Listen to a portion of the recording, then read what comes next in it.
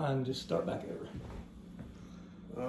I sat down here a few days ago and tried to think of when I started. You know, it's been like 48 years ago, and tried to remember the fiddlers as I met them over the first few years. And I guess it was 1973 when I started playing, and the first fiddler I met was Gerald. And why I met him first was WPAQ has a merry-go-round program live, and he was there playing on Saturday morning at the merry-go-round, and I heard it on the radio. And I never didn't even know no fiddlers, didn't even have a fiddle. And I told my second cousin that was with me, I said, I believe I could play a fiddle like that if I had one. And he said, well, I'll just see.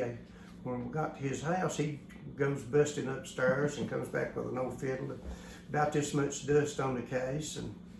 And I brought that thing home with me, and I did learn to play a few tunes, and it didn't even have a G string on it. It just had the other three. And I went back the next weekend over at his house, and he put a guitar string on it. But anyway, after I messed with it there a little bit, I went to Tommy's house and met Tommy, and then it just kind of blossomed from there.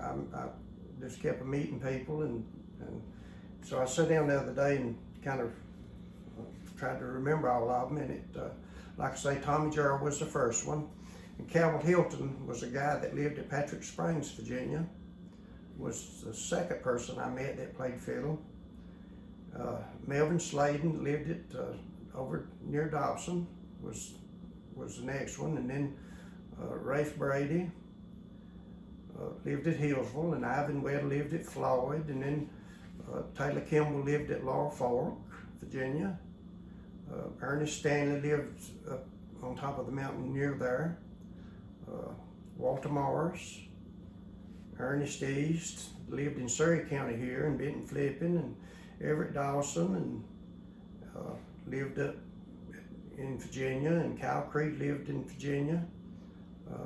You know, Kyle was known for his banjo playing, not his fiddling, but I knew Kyle mostly for his fiddling later, you know, because that's what he did play a lot.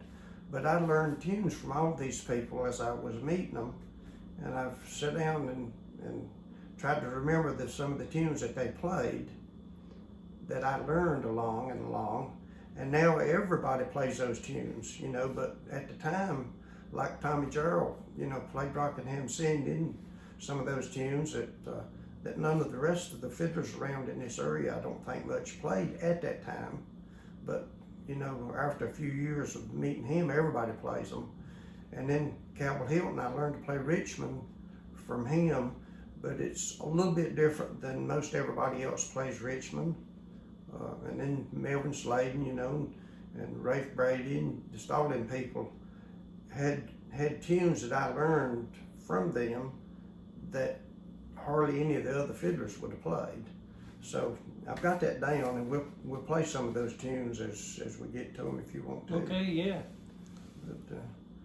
But I didn't, you know, you don't realize that you met all these people until you get back to thinking about it and write it down where you can just look at it, and they some in between all of them that I did meet and learn tunes from, but they wasn't fiddle players. They would have been alto harp players or banjo players, you know.